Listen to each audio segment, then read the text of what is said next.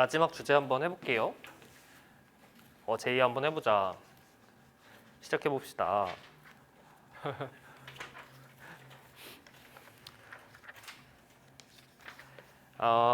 요거는 통합과학 때 배웠던 우주론 변화거든요. 네, 우주론 변화. 그래서 빅뱅 이론부터 출발해가지고 현재 우주가 어떻게 구성되어 있는지 표준 우주 모형까지 그 변천사 보는 건데, 단원 자체의 목적이 여기서 나오는 모든 이론을 다 이해하는 게 목적이 아니에요. 그게 목적이 아니야. 그래서 나한테 물어보더라도 내가 모른다고 답하는 주제가 되게 많을 거야. 사실 나도 잘 몰라요. 그래서 지금 내가 알고 있는 걸 여러분들한테 다 알려드리면 여러분과 제가 동일한 수준이 되는 겁니다. 진짜예요, 그죠? 그래서 이 단어는 각 이론들을 완벽히 이해하는 게 아니라 각 이론들이 어떤 걸 설명할 수 있고 어떤 문제점이 있었는지 그거를 따라가는 거예요. 그래서 과학사를 배운다고 하시면 돼요. 과학사를 배우는 거야. 역사 배우는 거야. 역사 공부하는 거야, 그죠? 그래서 처음부터 출발을 해볼게요. 여기에 지금 첫 번째로 빅뱅 이론과 대폭발 우주론이죠. 그다음 정상 우주론 싸우는데 이거 전에가 있어. 0번이 있어. 0번이 허블 법칙이야. 허블 법칙. 아까 했던 거 허블 법칙. 요게 먼저 나와요. 그래서 허블과 아인슈타인이 먼저 싸우는데, 허블과 아인슈타인. 허블은 우주가 팽창한다고 했고 아인슈타인은 우주가 가만히 있는다고 했습니다. 근데 허블이 아까 배웠던 허블 법칙을 관측을 해서 아인슈타인 보여주니까 너가 이겼다. 그죠? 그래서 허블이 우주가 팽창한다는 사실을 증명을 했고요. 우주가 팽창한다는 걸 안 상태에서 그러면은 우주는 어떻게 변해왔는지를 두 가지 모형으로 나타낸 거야. 그래서 지금 모형 두 개 보시면 전부 다 우주가 팽창은 하고 있어. 괜찮죠? 근데 왼쪽은 우리가 알고 있는 빅뱅 이론이야. 대폭발 우주론이야. 이거는 대전제가 뭐냐면 밑줄을 어디다 그으셔야 되냐면요. 여기다 밑줄을 긋는 거예요. 질량 보존된다. 우리가 알다시피 질량이 보존된 상태로 대폭발을 해서 팽창을 해왔다. 그럼 질량이 보존되니까 우주의 밀도가 어떻게 돼? 감소하겠죠? 팽창을 하면 부피분의 질량이니까 밀도가. 당연히 그지? 이때 온도가 감소하는데 여기다가 다시 밑줄을 긋고 이게 가장 중요한 사실이죠. 빅뱅 이론에 따르면 우주의 온도는 감소한다. 요거는 연력학제 1법칙인데 어떤 시스템이 팽창을 하면 그 시스템 입장에서는 일을 한 거야. 내가 어떤 시스템인데 이렇게 일을 해서 나의 부피를 늘렸어. 그럼 난 일을 했죠? 이렇게. 그렇지? 그러니까 나의 온도가 떨어지는 겁니다. 괜찮죠? 이게 연력학제 1법칙. 반대로 압축이 되면 온도가 올라가겠죠. 네. 그래서 빅뱅 이론에 따르면 우주의 온도는 감소해 왔다. 그런데 정상 우주론은 뭐라고 얘기했냐면, 아니 내가 우주를 계속해서 관찰하는데 우주가 빼곡해. 빼곡해. 은하들이 막 빼곡하게 있어. 우주가 팽창하면 이게 빼곡한 게 점점 듬성듬성해져야 되는 거 아니야? 근데 왜 이렇게 빼곡해? 그래서 밀도가 일정하다고 생각했던 거야. 밀도가 일정하게 팽창하는 거야. 그래서 밀도가 일정하게 팽창하려면 봐봐. 지금 여기에 이렇게 있는데 얘네들 팽창해. 그럼 막 이렇게 듬성듬성 벌어지죠. 그 사이에 은하가 추가가 돼. 그리고 얘네들 다시 팽창해. 팽창하면 서로 거리가 멀어질 거 아니야. 그 사이에 은하가 새로 추가가 돼서 밀도가 유지가 되는 겁니다. 그러니까 여기서는 질량이 증가해야 돼. 괜찮아? 밀도가 일정할 거라고 생각했기 때문에 질량이 증가해. 근데 아인슈타인의 질량 에너지 등가 원리에 따라서 어떤 시스템의 질량이 계속해서 추가가 된다는 건 에너지가 추가가 된다는 거야. 그래서 원래 연력학자 1법칙에 따르면 팽창을 하면 온도가 떨어져야 되는데 질량이 추가가 되니까 에너지가 계속 공급이 돼서 온도가 유지가 된다. 이 우주관에선. 괜찮아? 됐어요? 오케이. 그래서 이렇게 두 개가 대립을 했다. 누가 이겼어요? 누가 이겼어? 빅뱅 이론이 이겼습니다. 그죠? 알다시피 빅뱅 이론이 이겼거든요. 근데 빅뱅 이론이 왜 이겼을까? 정자 이거 배웠니? 왜 이겼어요? 빅뱅 이론이 이긴 이유는 뭐야? 우주 배운 못사? 근거가 있는데 빅뱅 이론이 이겼다고 할 만한 근거가 있어야 되잖아. 그 근거가 뭘 증명했냐면 요걸 증명했다. 얘를 증명했다.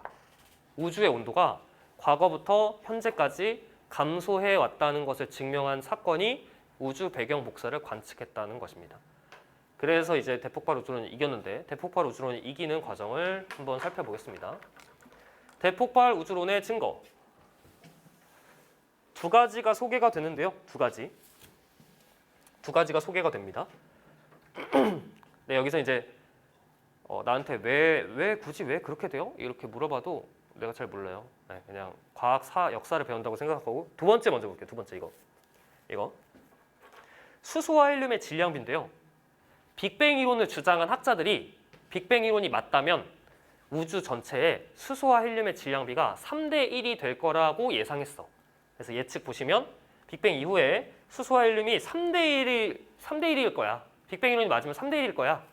이렇게 예상했는데 실제로 우주망원경 기술이 발달해서 우주망원경으로 관측을 하니까 수소와 헬륨이 딱 3대 1인 거야. 와우. 그래서 빅뱅 이론의 근거 중에 하나로 쓰입니다. 그죠? 근데 나한테 이제 이렇게 물어보면 안 돼. 아니 왜 빅뱅 이론이 맞으면 수소와 헬륨이 질량비가 3대 1이에요? 나도 잘 몰라요. 나도 잘 몰라요. 네. 이유가 있긴 있거든요. 시험에 안 나옵니다. 시험에 안 나요. 통합과학 때 배우지 않았니? 양성자와 중성자 7대 1 되는 거? 배웠죠? 통합과학 때. 그죠? 그런 이유 때문에 3대 1이 된다. 이 관련된 거는 문제 풀면서 조금 더 설명을 드릴게요. 그래서 어느 정도만 알면 돼? 빅뱅 이론이 맞다면 수소와 헬륨이 3대 1일 거라고 예상했어. 근데 관측해보니까 딱 3대 1이야. 그래서 빅뱅 이론의 근거로 쓰인다. 됐죠? 근데 얘는 중요해. 얘는 시험에 많이 나와서 여기를 그림을 한번 그려볼게요. 우주 배경 복사. 이제 이건 필수 그림입니다. 우주 배경 복사. 우주 배경 복사. 이게 뭐냐? 이제 빅뱅 이론을 주장한 학자들의 생각을 따라갈 겁니다. 빅뱅 이론이 맞다면 우주는 이렇게 변해왔을 거야. 슉 타임라인이 흘러가는데 왜 이렇게 삐뚤거려? 타임라인이 흘러가는데 여기가 우주 탄생. 자, 시간이 흘러서 여기가 현재라고 합시다. 현재. 여기가 빅뱅. 지금 빅뱅 이론을 주장한 사람들의 의견을 따라가고 있는 겁니다. 빅뱅 이후에 현재까지 시간이 흘러갈 텐데 빅뱅 할 때는 우주의 온도가 어때야 돼? 매우 높아야 돼. 우주의 온도가 초고온, 초고밀도였어. 빅뱅 이론에 따르면. 그 상태에서 빵 터져서 현재까지 오면서 우주가 냉각되어 왔을 거야 라고 주장했지. 그지? 근데 그 냉각되는 과정에서 한 38만 년쯤 되잖아? 38만 년쯤.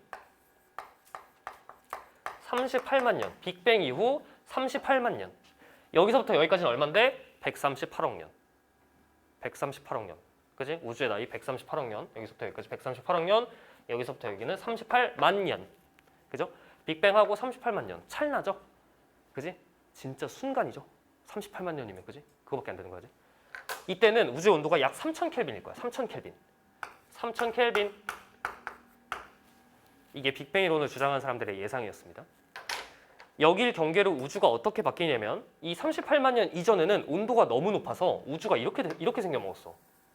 우주 공간에 양성자, 중성자, 전자, 양성자, 중성자, 전자 이렇게 떠돌아다녀. 온도가 너무 높기 때문에 이 입자들이 떠돌아다녀. 그럼 무슨 일이 벌어지냐?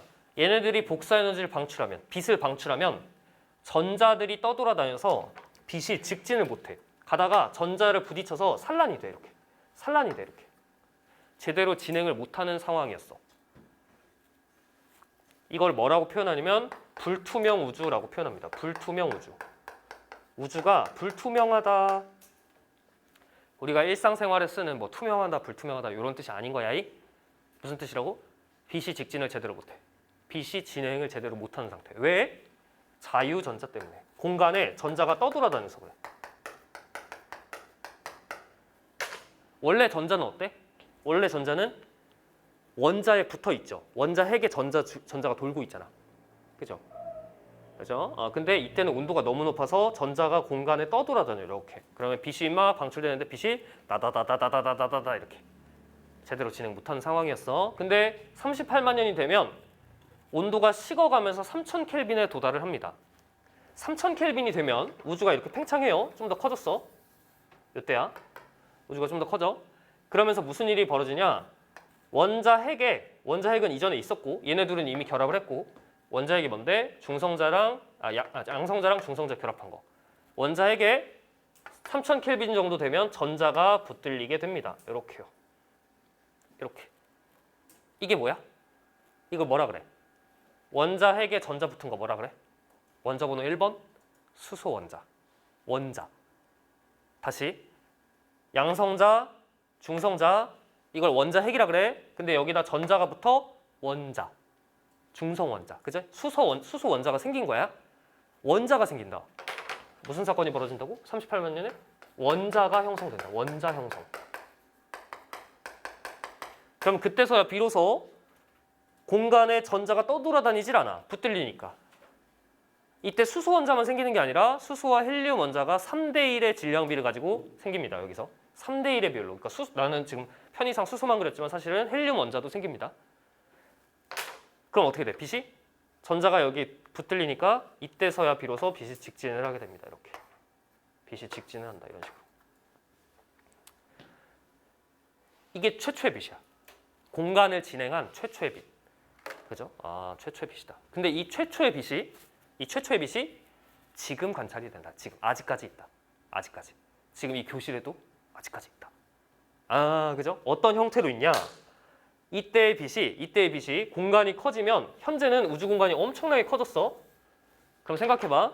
이때 빛이 이렇게 파장이잖아. 빛은 파장이잖아. 이렇게 돼 있잖아. 그죠? 이렇게 파장. 빛은 전자기파니까 파장인데 이 파장이 길어지는 거야. 우 이렇게 공간이 커지니까. 지금 이 교실 안에 이 파장이 진행한다고 생각해. 근데 이 교실에 있는 게 커져. 교실이 커져. 그럼 이 파장도 늘어나면서 이렇게 관찰되는 거지. 이렇게. 이렇게. 그게 우주 공간을 떠돌고 있다. 이 최초의 빛이 아직까지도. 그죠? 이걸 우주 배경 복사라고 하는데 이걸 관찰을 합니다. 근데 이 파장을 계산을 할 건데 봐봐. 이때 우주의 온도가 3000켈빈일 때 빵 진행한 최초의 빛은 파장이 대략 얼마일까? 무슨 색깔로 쓸까? 파란색으로 쓰자. 파란색으로. 파장이 대략 얼마일까요? 얼마예요? 알고 있잖아. 어? 알려주지도 않았는데 알고 있다고? 알고 있어요. 얼마예요? 서영 얼마야? 얼마야? 외운 거 하나밖에 없잖아. 무기가 하나밖에 없잖아. 내가 외우고 있는 건 뭔데? 태양. 6000켈빈일 때 파장 얼마야? 0.5잖아. 머릿속에 이거 있잖아. 머릿속에 6000켈빈일 때 파장에 따라 에너지 분포 있는데 태양의 플랑크 곡선 외웠잖아. 표면 온도가 온도가 6000켈빈이면 파장이 얼마라고? 0.5 마이크로미터잖아. 그리고 얼마겠어? 1마이크로미터. 1마이크로미터라고. 1마이크로미터 대략 1마이크로미터의 파장으로 방출이 됐다고. 빅뱅 이후 38만 년 때 우주 공간에 3000켈빈 정도 되니까 공간을 채우고 있는 물질도 3000켈빈 정도 됐을 거 아니야. 얘네들이 1마이크로의 파장으로 빛을 빵 쐈다고. 그게 공간을 진행했다고. 1마이크로를 이렇게 가죠. 이렇게. 파장, 한 파장 이게 1마이크로. 근데 얘가 우 길어져. 이 138억 년 동안 우 길어져. 그래서 파장이 길게 관측되죠. 이 파장이 대략 얼마냐면 대략 1mm.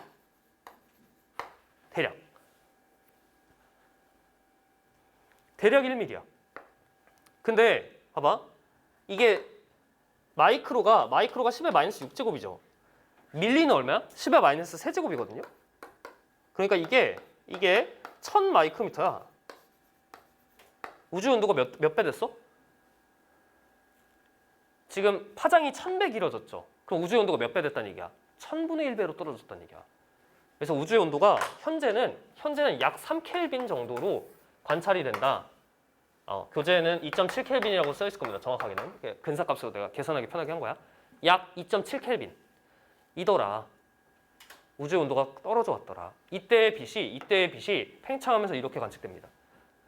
이 정도 파장은 3켈빈 정도의 물체가 방출하는 정도의 파장인 거야. 그러니까 파장이 엄청 길어졌으니까 우주의 온도가 떨어진 셈인 거야. 우주의 온도가 3켈빈 정도에서 방출되는 파장으로 지금 공간이 채워져 있는 거예요. 근데 이걸 누가 관찰했냐? 펜지어스랑 윌슨이 관찰했는데 뭘 관찰했냐면 우리 우주 공간에 우리 여기 떠 있잖아. 이렇게 지구가 이렇게 떠 있죠. 지구에 살고 있잖아 우리들은. 그치?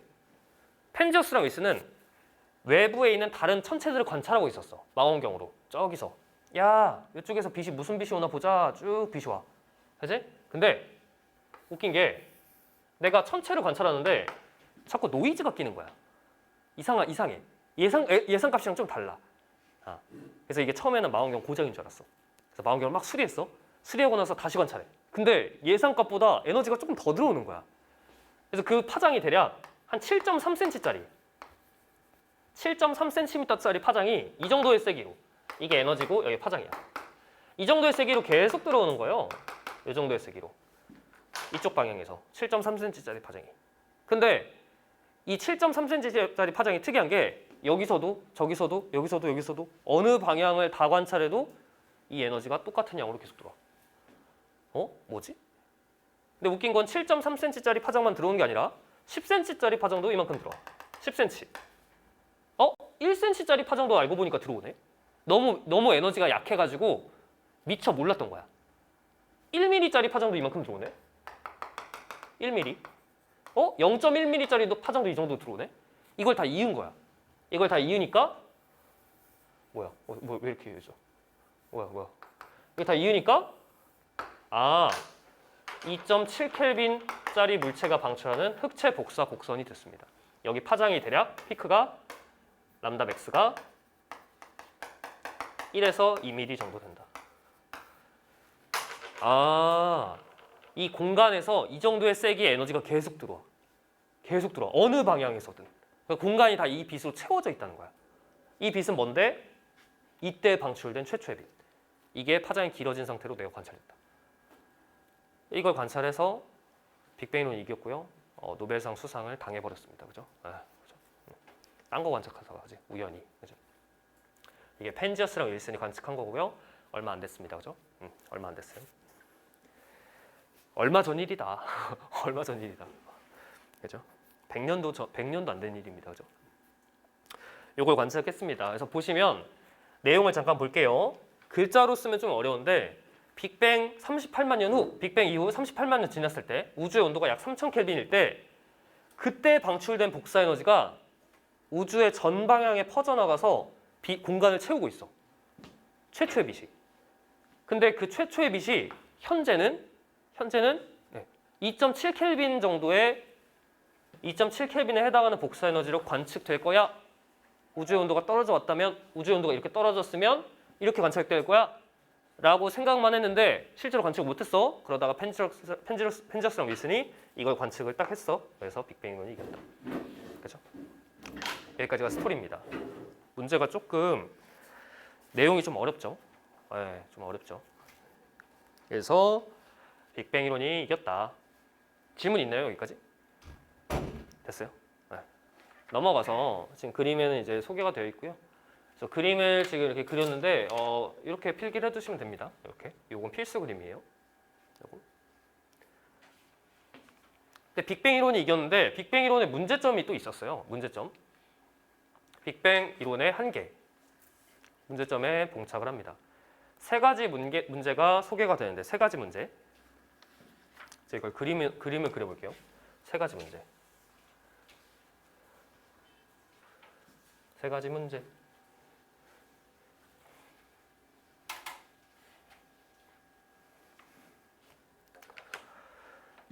먼저 지평선 문제야. 지금 내가 이제 그림을 그릴 건데 흰색으로 그릴 거야. 흰색으로. 이게 우주야. 내가 여기 서 있어. 이게 우주의 지평선이야. 우주의 지평선. 우주가 이렇게 커지거든요. 이렇게 커지죠. 이렇게 우주가 이렇게 팽창해. 흰색으로 팽창해. 이 흰색이 대폭발 우주론을 의미하는 겁니다. 그럼 대폭발 우주론은 어떻게 생각했냐면 한 점에서 우주가 터질 때 빵 터질 때 지평선이 광속으로 팽창할 거라고 생각했어. 광속으로. 이렇게. 다시 이미지화하면 빅뱅 빵 이렇게 스무스하게 증가한다. 스무스하게 우주가 팽창한다. 그래서 이렇게. 그럼 시간을 좀만 되돌리면 이미지화하면 이런 식으로 우주가 팽창을 해왔던 거죠. 이렇게. 한 점에서 터져서 이렇게. 그럼 이 우주의 크기가 증가하는 기울기, 이 기울기가 대략 광속을 의미하는 거야. 여기까지 됐어? 근데 이렇게 생각하면 문제가 뭐냐면 첫 번째 지평선 문제. 이제 여기 봐야 돼. 내가 여기 서 있어. 여기 서 있어. 근데 이 지점은 나로부터 광속으로 멀어져. 그죠? 그리고 이 지점도 나로부터 광속으로 멀어져. 이게 지평선의 정의죠. 얘도 광속으로 뛰쳐나가, 얘도 광속으로 뛰쳐나가. 빅뱅 이후에 얘 광속으로 뛰어나가, 얘 광속으로 뛰어나가 이렇게. 그지? 그러면 이렇게 광속으로 서로 뛰어나가니까 얘가 방출하면 빛을 방출하면 얘한테 도달을 못해. 얘가 빛을 방출해도 얘한테 도달을 못해. 왜냐면 얘네들은 서로 광속의 2배로 멀어지니까. 괜찮죠? 그죠? 근데 내가 여기서 관찰할 때 여기랑 여기가 온도가 똑같아. 온도가 똑같아. 근데 온도가 똑같다는 건 에너지 교환을 한 거야. 지금 내가 여기 커피를 가져왔는데 커피를 딱 만졌어. 어떻게 생각해? 차갑다 느끼죠? 왜? 내 체온이 높고 얘 온도가 낮으니까. 그럼 내 열이 얘한테 전달이 되잖아. 전도의 형태로. 에너지 교환이 있잖아. 그럼 시간 지나면 어떻게 됐어? 나랑 얘 온도가 비슷해지겠죠. 에너지 교환하니까. 그죠? 그럼 여기 보면 여기랑 여기가 온도가 똑같다는 건 에너지 교환을 했다는 거야. 근데 빅뱅 이론에 따르면 여기랑 여기는 절대로 에너지 교환이 안 되죠. 근데 여기가 지금 온도가 다 똑같아. 2.7켈빈. 2.7켈빈은 온도가 똑같아. 말이 안 된다. 너무 우연일치다. 그러니까 이런 거죠. 아프리카에 저기 뭐 은바페 같은 사람이 살아요. 은바페. 아프리카에 은바페라는 사람이 살아. 걔랑 대화를 할 수 있어? 대화 돼? 대화 안 되지. 대화 어려울 거 아니야. 우리는 대한민국에 와가지고 살고 한국어를 배우는데 걔는 아예 딴 데 가가지고 아프리카 무슨 스와힐리어 이런 거 배울 거 아니야. 그죠? 근데 우리나라랑 걔네 나라랑 똑같이 뭐 세종대왕님 비슷한 사람 나와가지고 한글이 똑같이 발달해. 너무 우연일치 아니야? 여기도 나름대로 온도가 형성될 거고 여기도 나름대로 온도가 형성되는데 온도가 똑같다? 너무 우연일치다. 이걸 설명을 못하는 겁니다. 에너지 교환이 있었다. 근데 지금 빅뱅 이론에 따르면 에너지 교환이 불가능한데 과거에 에너지 교환이 있었던 게 틀림없다. 이게 지평선 문제입니다. 편평성 문제. 편평성 문제는 뭐냐면 봐봐. 여기 지금 우주 공간이 있어. 우주 공간이 있는데 내가 여기서 빛을 쏴. 빛 뿅. 노란색으로 할까? 빛을 쏴. 뿅. 뿅. 이렇게 빛을 쏴. 빠방. 그러면 빛이 어떻게 돼? 가다가 우주 공간에 있는 수많은 물질들에 의해서 빛이 휘어서 빛이 만나든지 벌어지든지 이렇게 빛이 영향을 받는단 말이야. 이게 공간의 곡률이라는 표현을 쓰는데 공간의 곡률. 공간의 곡률이 플러스면 내가 빛을 쏘면 빛이 모여요. 근데 곡률이 마이너스면 빛이 벌어져. 그래서 우리 우주에 수많은 은하들이 있기 때문에 내가 빛을 쏘면 우주에 곡률이 존재해서 빛이 영향을 받아서 만나든지 벌어지든지 빛이 휠 거야. 근데 놀랍게도 우주의 곡률을 조사하니까 곡률이 딱 제로야. 딱 제로야. 그러니까 빛이 완전히 날아나게 가. 이게 말이 안 된다. 너무 우연일치다. 예를 들어 이런 거야. 지금 여기 학생들 이렇게 쭉 앉아있죠? 그죠? 시험을 볼 거야. 시험 봐. 내신 시험 본다고 생각해. 내신 시험 막 소수점까지 있잖아. 그죠? 소수점까지 있어. 막 소수점까지 있어. 그래서 여러분들 시험 점수를 다 합쳐서 평균 내. 그랬더니 80.0000000000 이렇게 나오는 거야. 말이 돼? 말이 안 된다. 말이 안 된다. 지금 뭐 우리 대한민국에 있는 모든 사람의 숫자 아무거나 생각하라 그래. 숫자 아무거나 생각해. 그 숫자 다 평균 내. 딱 제로가 될 수 있어? 너무 우연일치다. 말이 안 된다.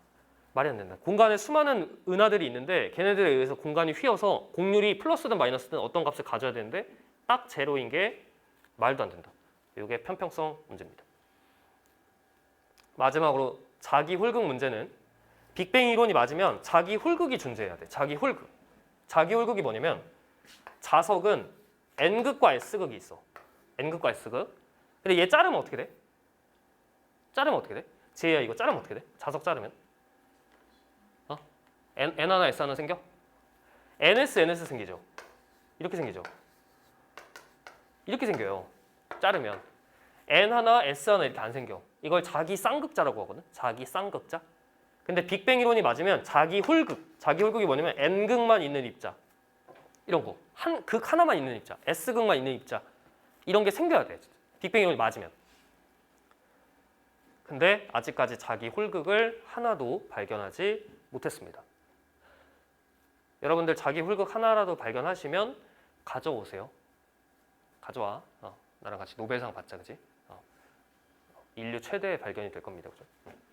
자기 홀극이 아직까지 발견이 안 됐습니다. 이게 이제 세계의 문제인데 이걸 해결하기 위해서 그림 잠깐 보시면 아까 그 문제인데 이게 지평선 문제. 내가 여기서 볼 때 여기랑 여기 복사 에너지가 똑같다. 에너지가. 여기랑 여기는 빛 교환이 안 되는데 온도가 똑같다? 말이 안 된다. 두 번째, 공간이 좀 이렇게 휘어 있어야 돼. 공간이. 지금 이거는 모식도인데 실제로 우주가 이렇게 되어 있다는 건 아니야. 0의 곡률이면 이렇게 빛이 나란하게 가. 빛이 나란하게. 그리고 여기는 여기랑 여기는 플러스면 빛이 모여요. 마이너스면 빛이 벌어져요. 그러니까 이런 거야. 지금 여기 책이 있는데 책이 완전히 평평해? 진짜 말도 안 되게 완벽하게 평평해? 그렇진 않을 거 아니야. 그지? 내가 막 이렇게 쓰기도 하고, 그죠? 막 필기도 하고 했는데, 그지? 붓을 굴리면은 약간 휠 거 아니야, 그지? 실제 우주도 이렇게 될 거라고 생각했는데, 딱 곡률이 제로다. 이게 말이 안 된다. 이게 편평성 문제. 마지막으로 자기 훌극 문제. 자기 단극이라고도 하는데, 자기 단극이 있어야 되는데, 없다.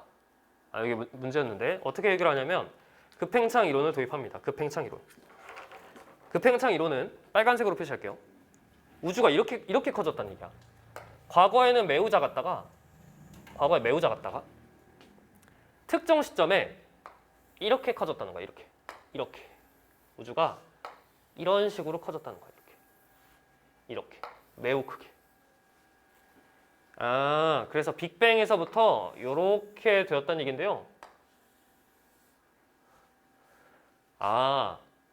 흰색의 기울기가 광속으로 일정하게 팽창하는 거야. 광속으로.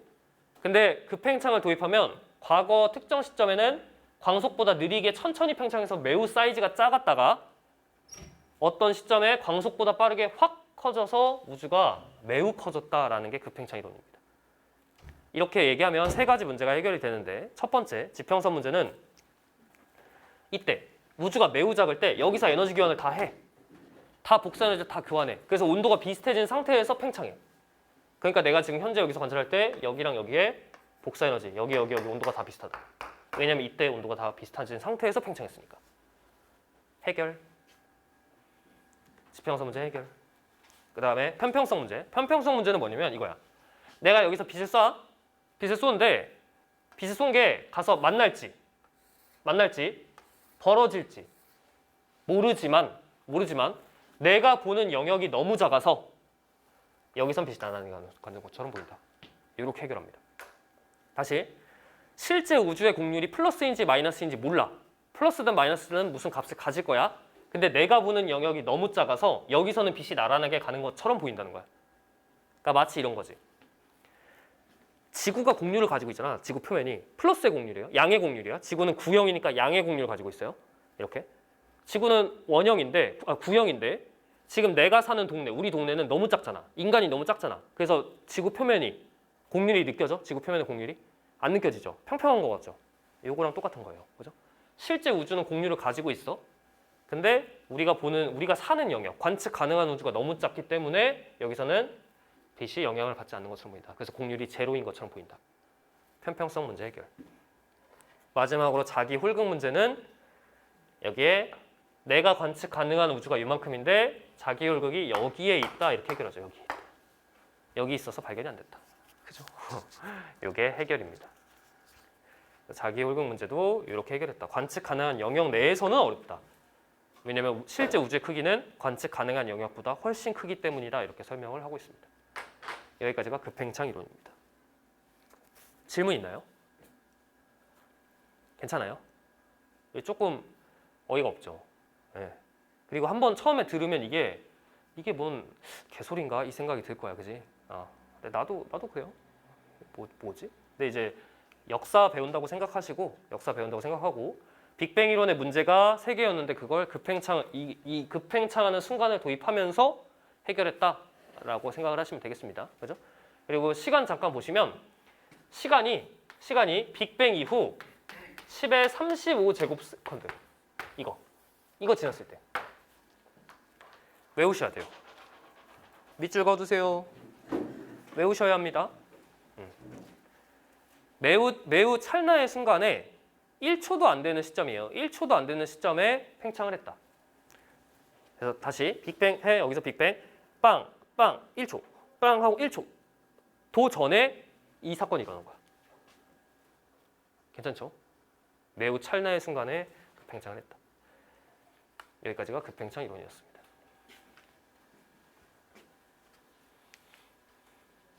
그래서 지금 그림에 왼쪽에 기존 모형에 따르면 이렇게 스무스하게 팽창해야 되는데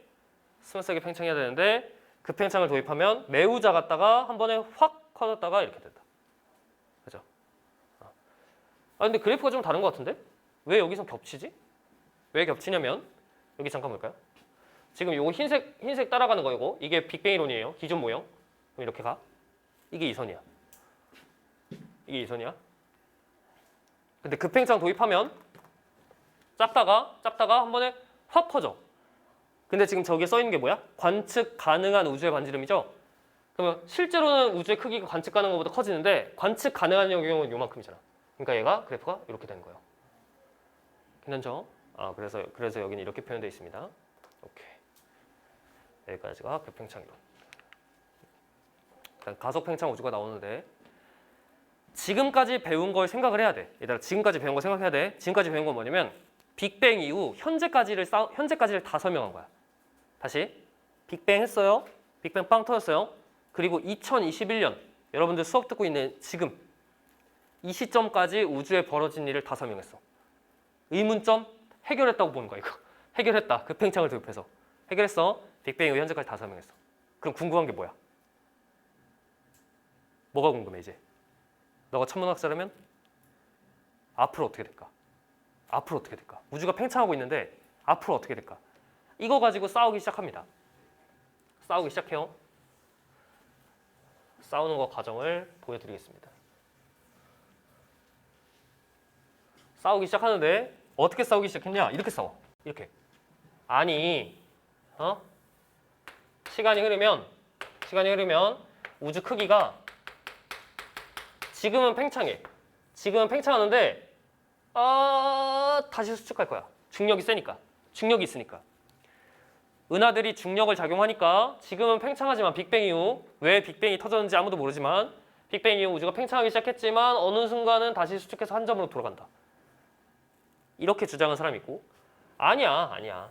팽창하려는 힘과 수축하려는 힘이 밸런스를 이룰 거야 라고 주장한 사람이 있고 아니야. 영원히 팽창할 거야. 이렇게 주장한 사람이 있습니다. 이거 가지고 싸웠어. 이걸 이제 과거에는 닫힌 모형, 닫힌 우주 모형, 평탄한 우주 모형, 열린 우주 모형 이렇게 얘기했는데 이 세 개 전부 다 대전제가 감속 팽창이었어. 감속 팽창. 왜 감속 팽창이냐면 뉴턴의 만류인력이 있잖아. 그래서 빅뱅이 왜 일어나는지 모르지만 질량을 가지고 있는 은하들이 우주를 채우고 있기 때문에 서로 인력이 적용하죠. 서로 잡아당기죠. 그러니까 팽창 속도는 감소할 수밖에 없다. 그래서 예를 들면 허허 벌판에서 진짜 벌판이야. 벌판이야. 거기서 구슬을 쳐. 너네가 구슬 하나 빵 쳐. 그럼 그 구슬 어떻게 될 거야? 어떻게 될 것 같아? 어떻게 될 것 같아? 구슬이 빵 치면 느려지겠죠. 느려지겠지, 그지? 생각 한번 해봐. 벌판에서 구슬 빵 쳐. 어떻게 될 것 같아? 느려지겠지, 그지? 느려지다가 뭐 멈추거나 아니면 점점 느려지거나 뭐 이런 걸로 싸우는 거야. 느려진다는 건 대전제잖아. 그래서 감속 팽창이 자연스러웠어요. 감속 팽창. 왜냐면 중력이 적용하니까. 여기까지 괜찮죠? 근데 1A형 초신성을 관측했는데 이것도 얼마 전 일이야. 얼마 전 일이에요. 그죠? 1A형 초신성을 관측하는데 메모를 잠깐 하겠습니다.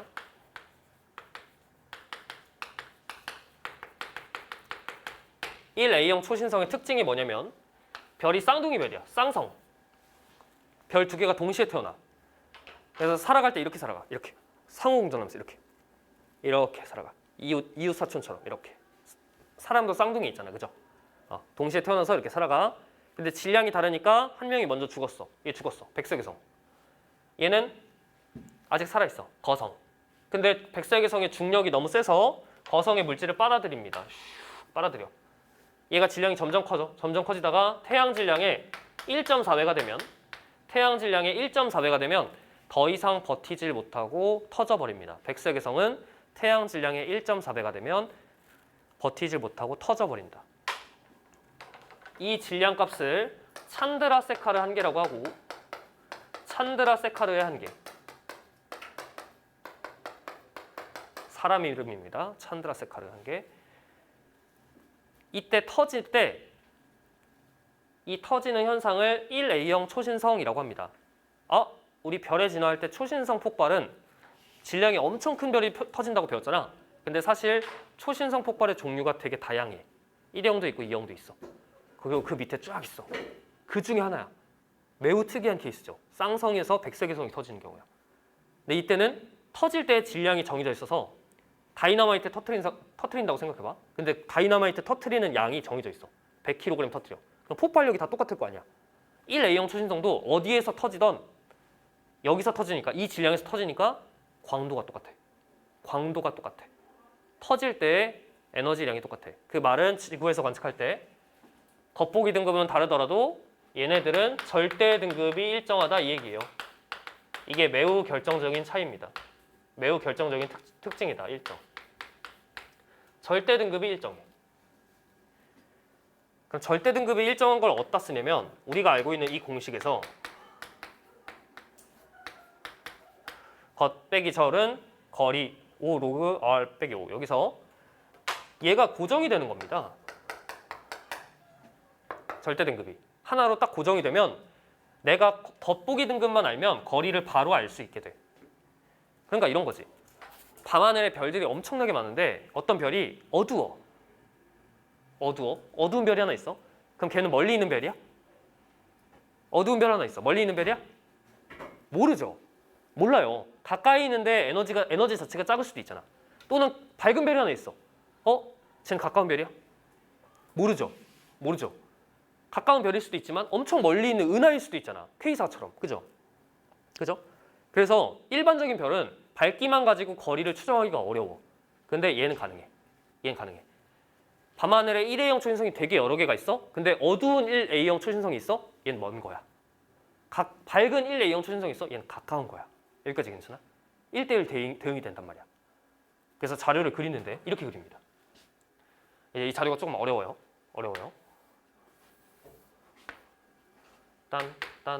여기에 겉보기 등급을 두고 여기에 적색 편의를 씁니다. 그래서 교재 자료에는 이렇게 나와 있죠. 왼쪽 그림입니다. 근데 세로축의 이 겉보기 등급이 의미하는 바가 뭐냐면 1A형 초신성의 겉보기 등급은 절대 등급이 고정이 되어 있으니까 거리를 의미하는 거야. 세로축은 거리. 그 다음에 적색 편의를 관찰하면 얘는 후퇴 속도가 됩니다. 후퇴 속도.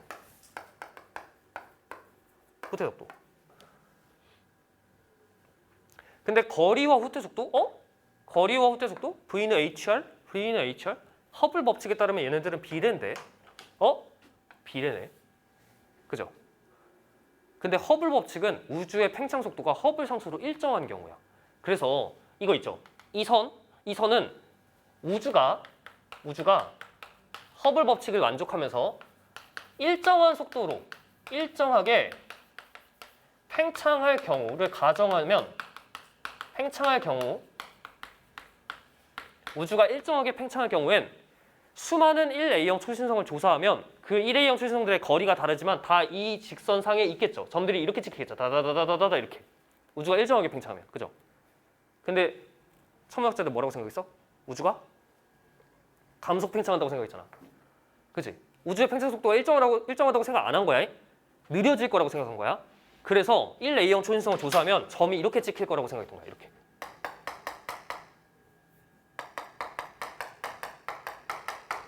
이렇게 찍힐 거라고 생각했던 거야.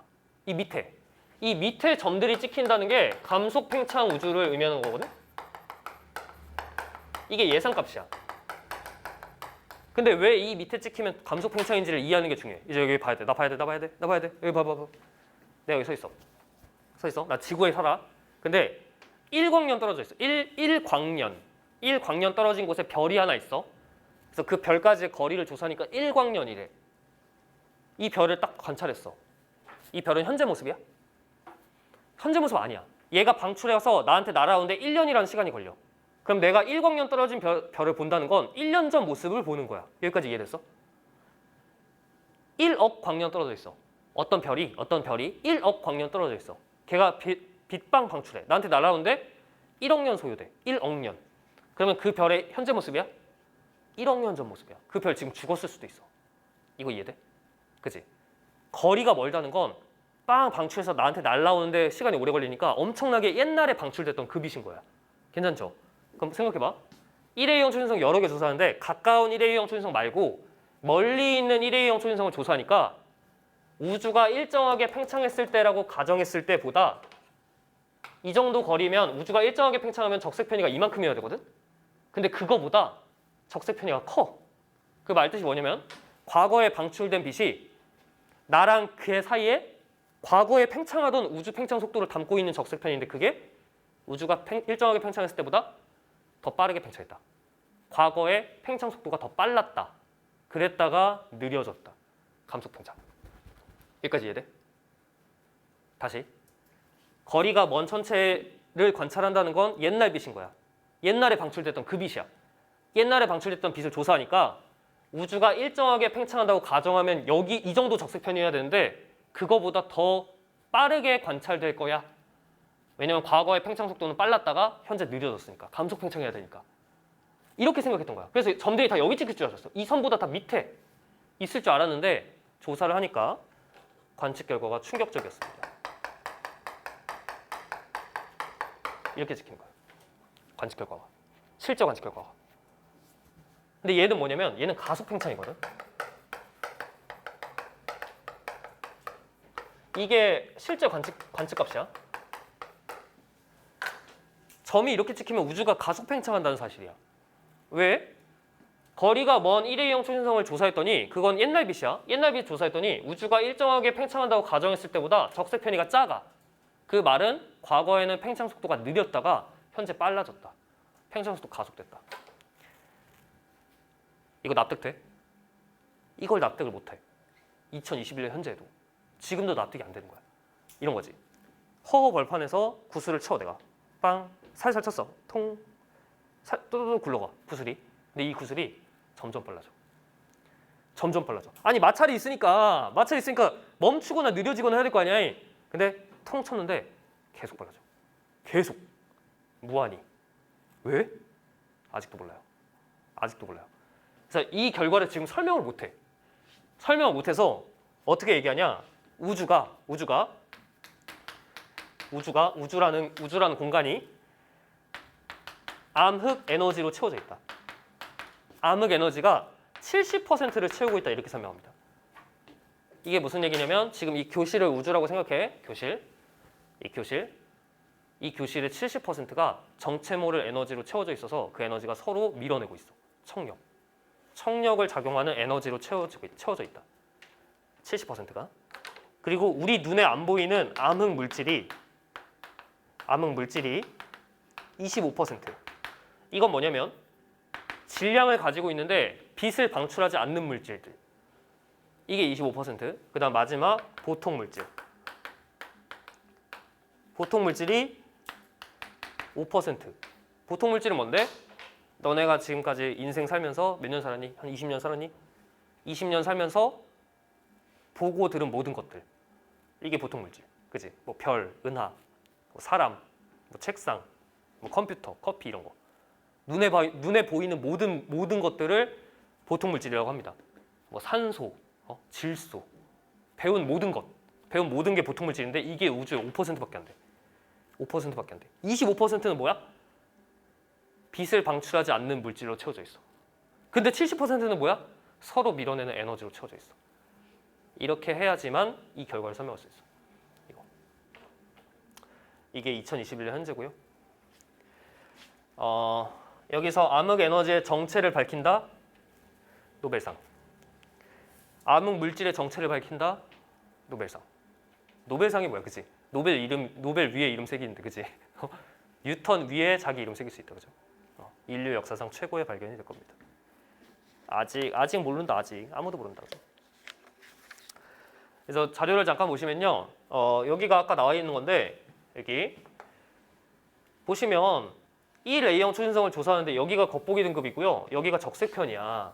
근데 선이 하나 더 있어야 돼. 시험 문제마다 다르게 주어지는데 예를 들어 여기에 선이 하나 싹 가운데에 선이 있어서 우주가 일정하게 팽창한다고 가정하면 이 정도에 있어야 되는데 과학자들은 이 선보다 밑에 있을 거라고 생각했어요. 밑에.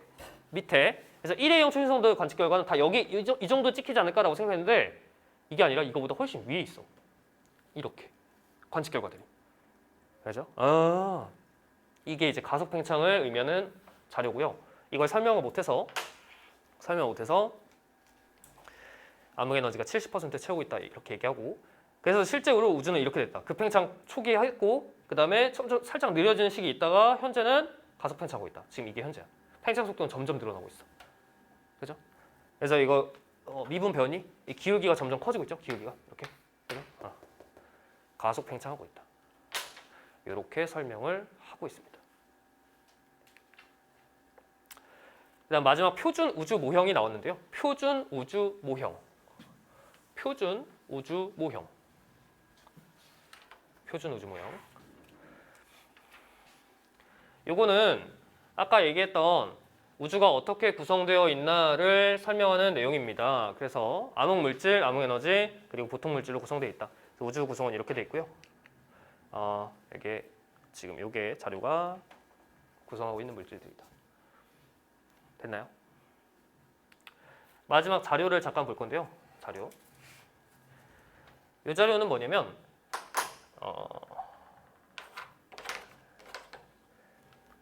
세 개의 요소의 밀도 변화인데, 지금 A와 B는 시간이 지나면서 감소를 하고 있어. 근데 밀도가 뭐냐면, 밀도는 부피분의 질량, 이렇게 배웠죠? 부피분의 질량. 그죠? 부피분의 질량. 근데 질량은 보존되잖아?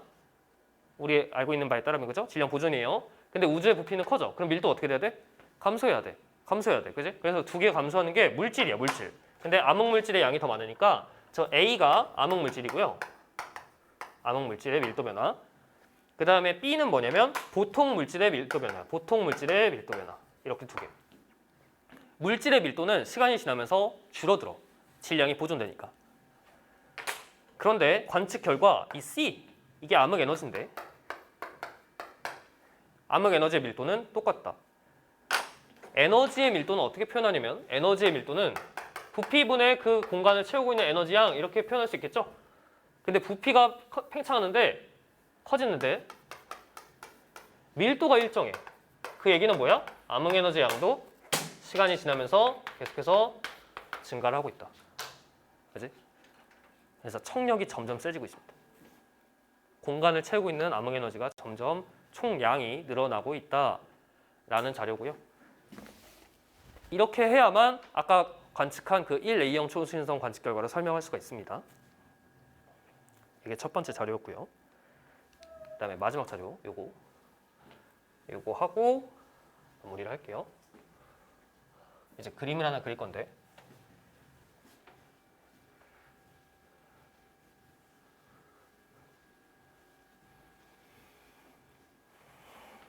그림을 하나 그려보겠습니다. 우주의 미래.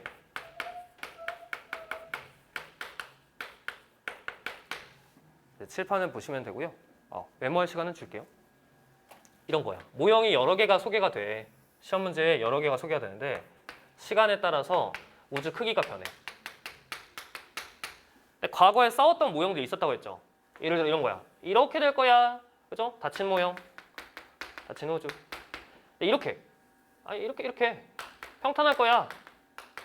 그죠? 그 다음에 또 이렇게. 열릴 거야. 그죠? 근데 다 틀렸고 결국엔 이렇게. 가속 팽창하는 모형. 이렇게 4개를 비교해 보겠습니다. 4개. 시험에 뭐가 나오냐면 일단 밀도 비교를 할 수 있어야 돼. 밀도 비교를 해야 되는데 이제 여기서 조금 어려운 개념이 등장합니다. 임계 밀도라는 개념이 등장하는데, 임계 밀도가 뭐냐면 과학자들이 시뮬레이션을 한 값이야. 그래서 우주가 팽창하는데 팽창하려는 힘이 있고, 그 다음에 질량들에 의해서, 은하들에 의해서 수축하려는 힘이 있어. 근데 우주가 빽빽하다면, 우주의 밀도가 크다면 수축하려는 힘이 점점 커지겠죠. 반대로 듬성듬성하다면 수축하려는 힘이 약하겠죠. 근데 임계 밀도 값을 딱 정확히 도달하면, 우주의 밀도가 임계 밀도 값에 딱 도달하면 팽창하려는 힘과 수축하려는 힘이 밸런스를 이루게 됩니다. 이때 빛이 나란하게 가면서 공률체로 공간은 평탄하다 이렇게 표현해. 그 밀도 값을 임계 밀도라 그래. 이걸 시뮬레이션에서 10의 마이너스 29제곱인가? 그 정도 됩니다. 근데 이 평탄한 우주 모형이 우주 전체의 밀도가 딱 임계 밀도 값, 임계 밀도로 로 C 이렇게 씁니다. 임계 밀도랑 딱 일치하면 평탄하다 이렇게 표현하거든. 근데 닫히려면 어때야 돼? 닫히려면 우주의 밀도가 그 임계값보다 빽빽해야 돼. 됐어? 우주의 밀도가 임계값보다 빽빽해야 돼. 그러면 수축하려는 힘이 세서 닫혀. 한 점으로 다시 수축해. 근데 열리려면 우주의 밀도가 임계값보다 듬성듬성해야 돼. 괜찮아?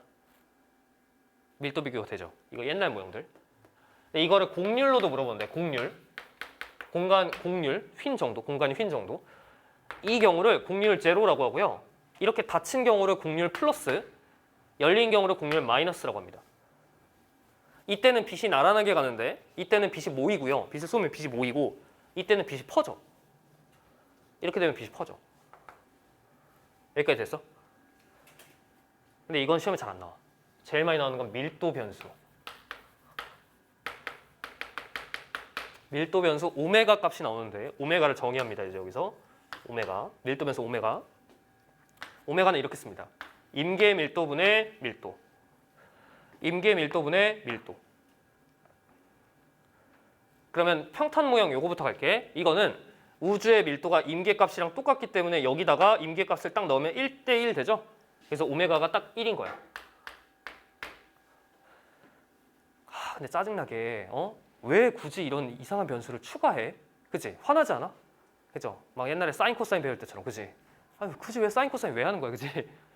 이걸 도입하면 더 편해서 그러는데 예를 들어 이런 거야. 임계 밀도, 밀도 변수 오메가가 2야. 오메가가 2래. 우주의 오메가를 조사하니까 2래. 이게 무슨 소리야? 우주의 밀도가 임계 밀도의 2배로 빽빽하다 이 소리야. 수치화해서 표현하기가 좋아. 오메가가 5야? 무슨 소리야? 우주의 밀도가 임계 밀도의 5배나 빽빽해. 이 얘기인 거야. 그치? 그래서 이 닫혔을 땐 오메가가 1보다 크고요. 열렸을 땐 오메가가 1보다 작아. 예를 들어 오메가가 0.5야. 우주의 밀도가 임계 밀도의 절반밖에 안 된다. 이 소리죠. 그죠? 딱 수치화해서 보여주기가 좋아서 오메가를 씁니다. 괜찮죠? 여기까지 됐어? 좋아. 지금 다 틀린 모형들 했거든? 과거에. 현재 우주의 오메가는 얼마일까? 현재 우주의 오메가. 현재 우주는 물질로만 이루어진 게 아니어서 암흑 에너지의 오메가 값이 0.7이야. 이게 무슨 소리야? 우주의 70%를 암흑 에너지가 채우고 있어. 그 다음에 물질의 오메가 값은 0.3이야. 이게 무슨 소리야? 우주의 30%를 물질이 채우고 있어. 근데 둘을 더하니까 놀랍게도 오메가가 1이야. 그래서 곡률이 제로야. 그리고 우주 전체의 밀도가 임계 밀도랑 똑같아. 여기서 말하는 이 밀도는 물질만 고려한 게 아니라 에너지까지 고려한 거야. 우주를 채우고 있는 물질과 에너지 전체를 합한 밀도가 임계 밀도랑 딱 똑같아. 그래서 현재 우주는 평탄해. 평탄한데 가속 팽창하고 있는 거야. 왜? 얘네가 서로 밀어내는 청력을 작용하고 있기 때문에. 이렇게 설명을 하고 있습니다. 이게 현재 우주. 그래서 얘도 평탄한 모형이다. 평탄 우주인데 가속 팽창하는 경우다. 현재 우리가 살고 있는 우주는. 괜찮아요? 여기까지가 지금 연구한 결과고요. 그래서 미래가 어떻게 되냐면 이 각각의 모형에 대해서 우주 나중에 어떻게 되냐? 우주의 미래가 우리가 알고 있는 이 우주 어떻게 돼요? 영원히 팽창하죠? 영원히 팽창해요. 너 어떻게 팽창해? 팽창 속도가 가속된다. 점점 빨라진다. 그죠? 근데 이 맨 밑에 거 닫힌 우주 모형 이건 어떻게 돼? 우주가 한 점으로 수축하죠. 이렇게 우주가 한 점으로 수축해. 얘 어떻게 돼? 열린 모형. 얘도 영원히 팽창해. 근데 얘는 특이한 게 뭐냐면 팽창 속도가 감속해. 감속 팽창이야. 근데 마지막 이거 어떻게 돼? 평탄한 우주 모형. 근데 암흑 에너지를 고려하지 않았어. 그러니까 평탄한 상태가 수축하려는 힘과 팽창하려는 힘이 밸런스를 이루는 과거 모형에서는 여기서도 우주가 영원히 팽창한다. 근데 어떻게 팽창하냐면 팽창 속도가 0으로 수렴하면서 영원히 팽창하게 됩니다. 팽창 속도가 0이 되진 않는다. 여기까지가 총정리였고요. 모형에 대한 총정리였고요. 시험에 나오는 건 주의사항은 이 노란색으로 표시한 요거 그 다음에 이게 영원히 팽창한다. 팽창 속도가 0으로 수렴하면서 영원히 팽창한다라는 사실을 알아두셔야 합니다. 메모를 잠깐 하실 시간을 드릴게요.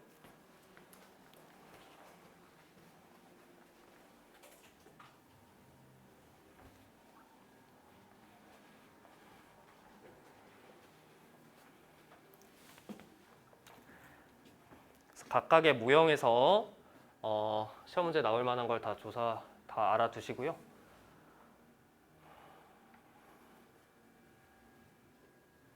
내용이 조금 어렵죠. 근데 막상 문제를 풀면 그렇게 어렵진 않아. 문제 풀면은 물어보는 게 정해져 있어. 왜냐면 이 단원에서는 어렵게 물어볼 수가 없어요. 왜냐면 아무도 모르기 때문에. 아무도 몰라서 낼 수 있는 게 정해져 있습니다. 그래서 몇 문제 좀 풀다 보면 똑같은 것만 물어보는구나 이 생각 들 겁니다. 여기까지가 큰 줄기였고요. 그 다음에 숙제 문제 푸시면서 문제 풀고 나서 그 뭐 암흑 물질 어떤 식으로 발견했는지 이런 거에 대한 내용은 다음에 문제 풀면서 설명을 추가로 하겠습니다.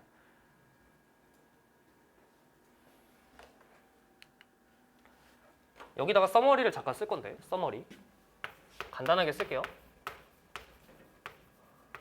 이거 그냥 보시면 돼요. 메모 시간 줄게. 서머리 잠깐 쓸게. 이거야.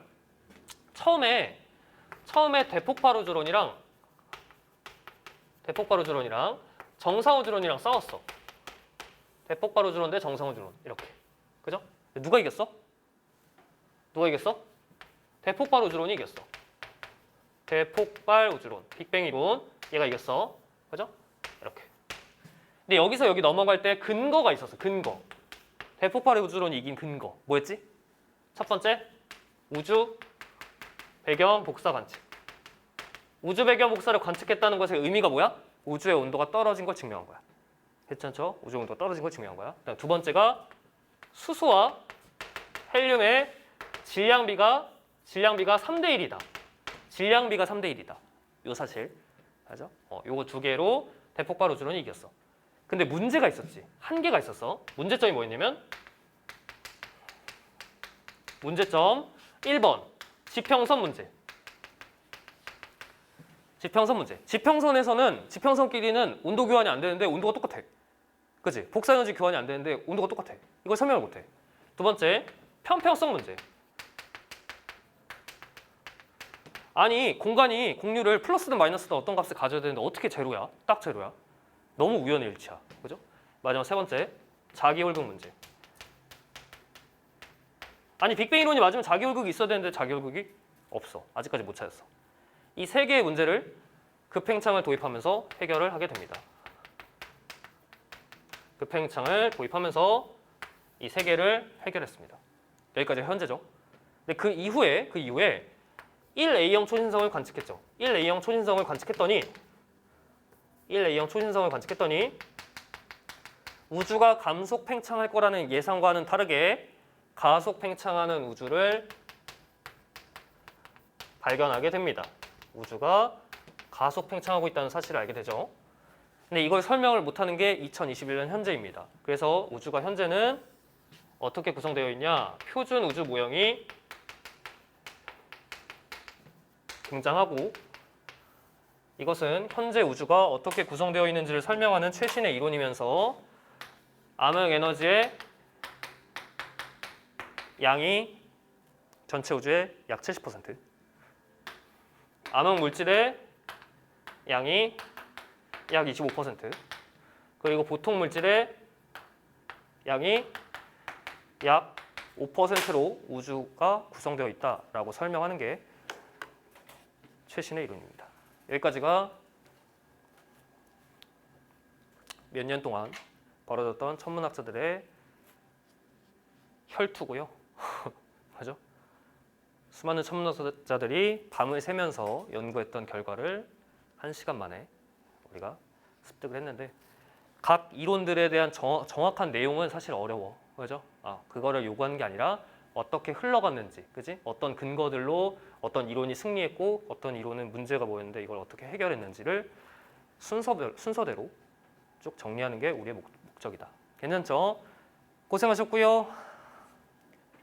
오늘 여기까지 하겠습니다. 그죠? 메모할 시간을 드릴게요.